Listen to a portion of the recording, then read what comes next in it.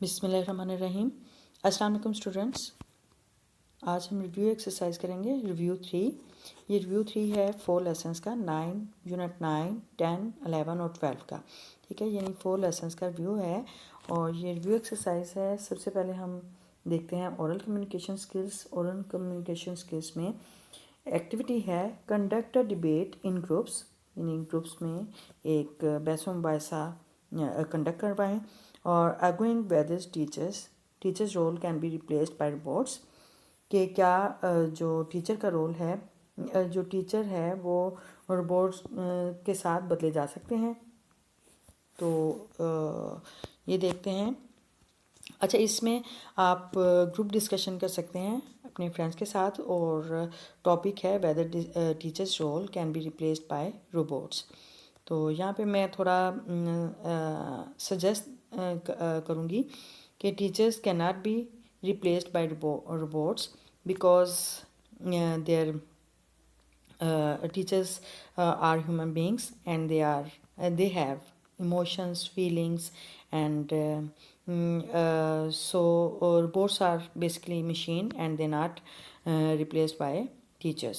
ठीक है, तो teachers cannot be replaced by robots and teacher is teacher and they know about the human psychology and they have emotions, feelings, and living things, so they cannot change the replaced with robots. Okay. अच्छा, next activity है reading skill. Reading skill से related है, उसमें comprehension questions आ जाते हैं। इन्हीं 4 lessons का जो रिव्यू चल रहा है, यानी 9, 10, 11 और 12, इन्हीं लेसन में से कुछ जो कंप्रीहेंशन क्वेश्चंस हैं वो यहाँ पे डिस्कस किए गए हैं। क्वेश्चन नंबर 1 है, in which year Mount Everest was conquered by the mankind. ठीक है, ये लेसन नंबर 9 से लिया गया है। और क्वेश्चन नंबर 2 है, which problems might a mountaineer have to face, यानी कोपेमा को कौन सी मुश्किलात का सामना करना पड़ता है। क्वेश्चन नंबर 3 है, describe the qualities a mountaineer must possess, कि एक कोपेमा को कौन कौन सी खूबियाँ रखनी चाहिए, लाजमी रखनी चाहिए, वो बयान करनी है। और क्वेश्चन नंबर 4 है, what was called the golden sparrow, यानी गोल्डन स्पैरो सुनहरी चिड़िया किसको कहा जाता था। और क्वेश्चन नंबर 5 है, where did Ahmed father receive education, यानी अहमद के वालिद साहब ने एजुकेशन तालीम कहाँ से हासिल की थी। और क्वेश्चन नंबर 6 है, how have some countries progressed, यानी कुछ मुल्कों ने कैसे तरक्की की है। तो इनके हम आंसर देखते हैं। सो let's start. Yes, question number 1 is, in which year Mount Everest was conquered by the mankind, यानी कौन से साल में माउंट एवरेस्ट जो है वो कंकर्ड फतह हुई, यानी उसे सर किया गया।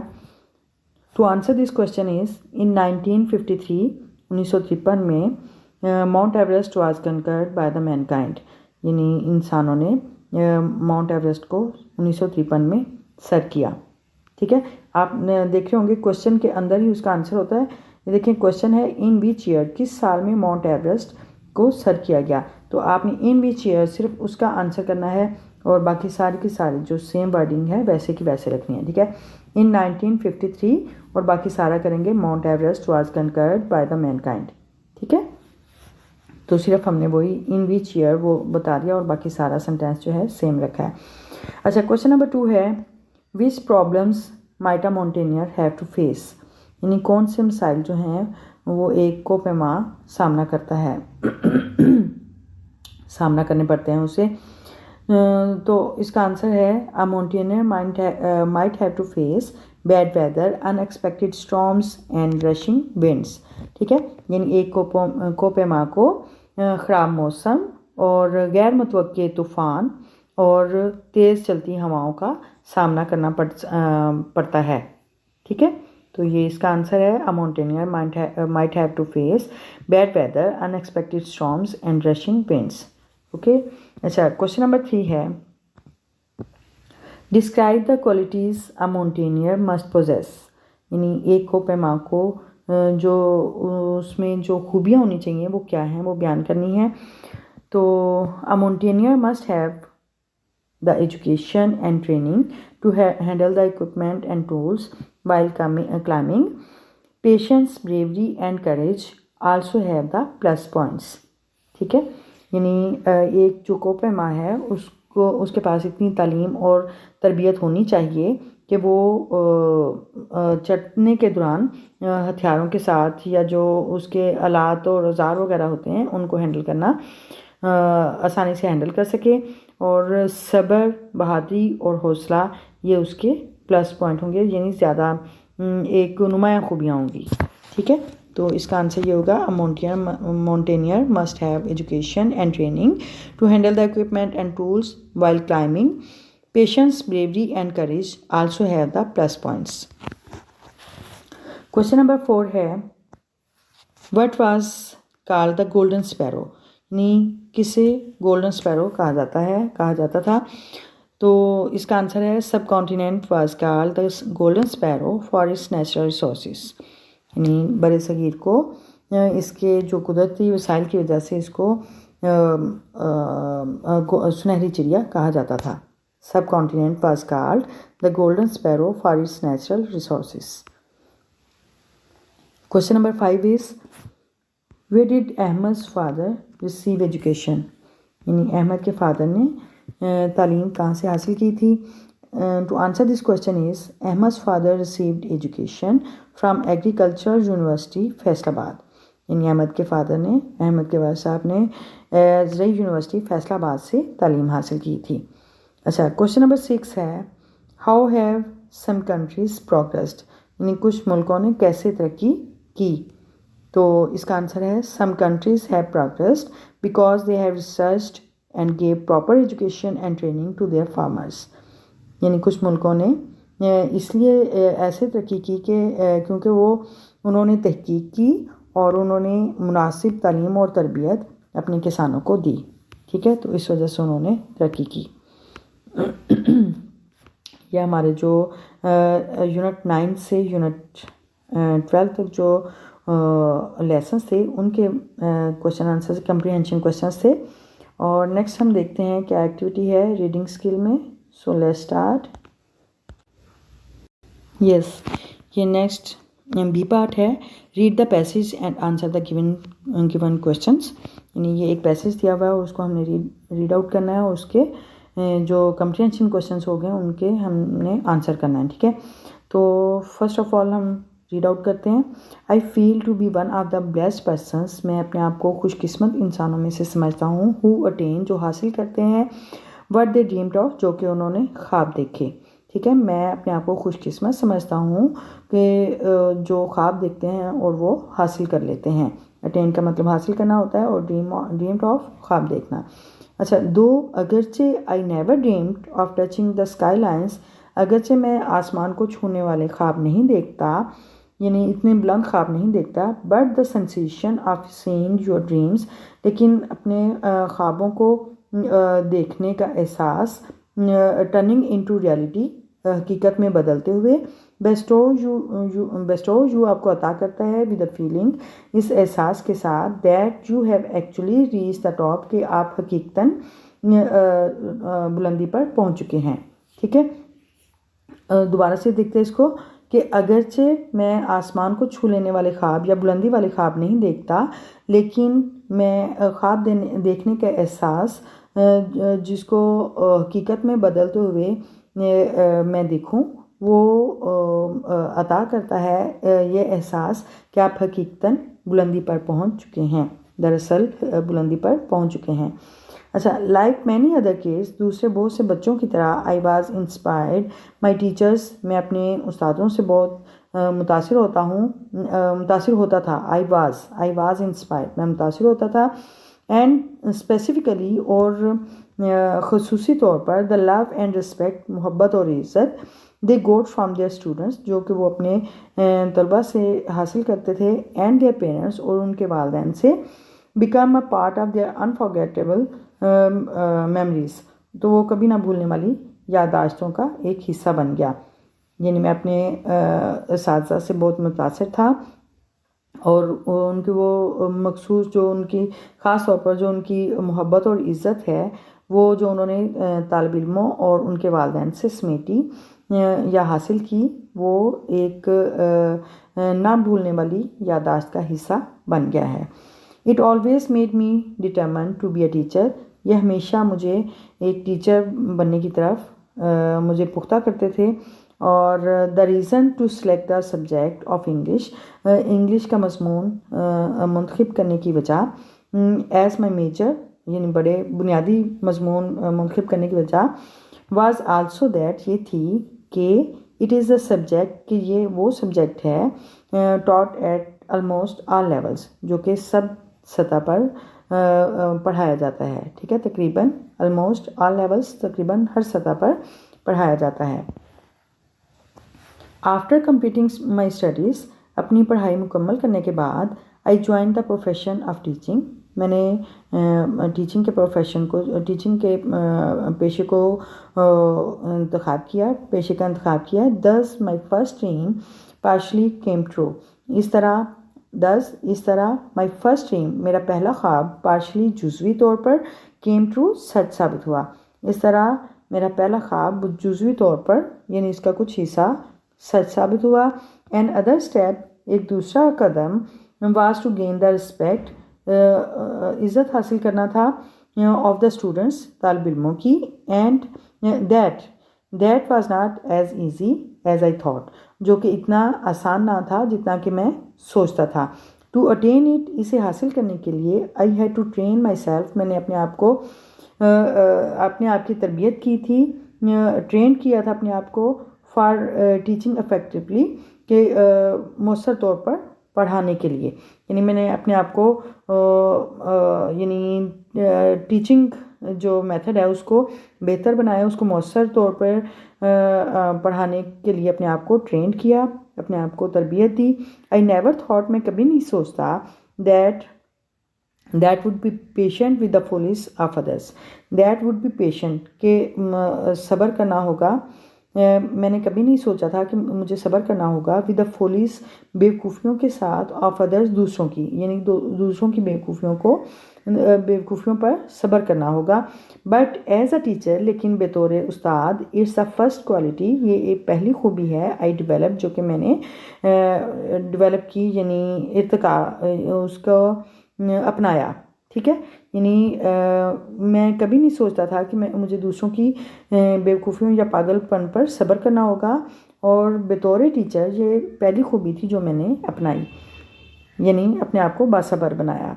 देन फिर आई वाज एन इंट्रोवर्ट, मैं यानी अपने आप को, अपने अंदर को, अपने बातन को मोड़ना चाहता था, यानी अपने आप को बेहतर करता था। But to mingle with the students, लेकिन तलबा के साथ मिलने जुलने के लिए हैज़ टू एक्सप्रेसिव, अपने आप को ज़्यादा बयान करना पड़ता है। ठीक है, यानी वो कहता है कि मैंने अपने आप को मैं अंदरूनी तौर पर चेंज होना चाहता था, लेकिन मैंने तलबा के साथ घुलने मिलने के लिए ज़्यादा एक्सप्रेसिव होना पड़ता है, यानी ज़्यादा से ज़्यादा बोलना पड़ता है।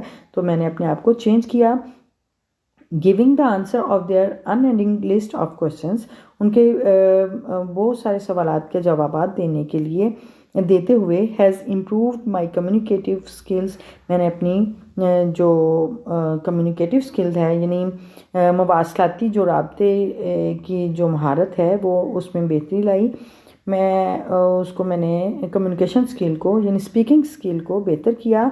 आई worked as a school teacher, मैं बतौर स्कूल के उस्ताद के तौर पर फॉर 24 years काम करता रहा हूँ, 24 साल काम करता रहा हूँ। And even after leaving the school, और हत्ता कि स्कूल छोड़ने के बाद I still receive this cheerful messages, और मैंने उनके बहुत से अच्छे अच्छे मैसेज वसूल किए, अभी भी मैसेज वसूल कर रहा हूँ। Which give me a sense of accomplishment, जो कि मुझे कामयाबी का एहसास दिलाते हैं। ठीक है, यानी दोबारा से इसको देखते हैं कि मैंने 24 साल तक बतौर स्कूल टीचर के मैंने काम किया, लेकिन और हत्ता कि स्कूल छोड़ने के बाद भी मुझे अभी तक उनके बहुत अच्छे पैगामात मौसूल होते हैं, जो कि मैं इसे कामयाबी के एहसास का नाम देता हूँ, या मैं इसे कामयाबी समझता हूँ। ठीक है, तो ये पैराग्राफ है और इससे रिलेटेड जो हैं कम्प्रीहेंशन क्वेश्चंस इसी पैसेज से रिलेटेड वो हमने आंसर करना है इसको। सबसे पहले हम क्वेश्चंस रीड करते हैं। Question number 1 is why is the writer considered to be a blessed person, यानी जो राइटर है वो अपने आप को खुशकिस्मत इंसान क्यों समझता है। ठीक है, तो इसका आंसर करना है। क्वेश्चन नंबर 2 है why did the writer want to be a teacher, कि एक दूसरा उस्ताद जो है राइटर जो है वो उस्ताद क्यों बनना चाहता था, डिड क्यों बनना चाहता था। क्वेश्चन नंबर 3 है why did the writer select the subject of English as her major, यानी राइटर ने इंग्लिश के मज़मून को एक बुनियादी मज़मून के तौर पर क्यों चूज़ किया, क्यों उसको सेलेक्ट किया, इंतखाब किया। ठीक है, क्वेश्चन नंबर 4 है what are the qualities developed by the writer as a teacher, यानी बतौर उस्ताद राइटर ने, यानी जो जिसने ये टेक्स्ट राइट किया है उसने कौन सी खूबियाँ जो हैं वो डेवलप की अपने आप में, कौन कौन सी जो खूबियाँ वो अपनाई अच्छा टीचर बनने के लिए। ठीक है, तो अच्छा क्वेश्चन नंबर 4 के बाद क्वेश्चन नंबर 6 है, नो 5 है, सॉरी क्वेश्चन नंबर 5 है what gives the writer sense of accomplishment even after living the profession, यानी पेशा छोड़ने के बाद भी, यानी अपनी जॉब छोड़ने के बाद भी क्या एहसास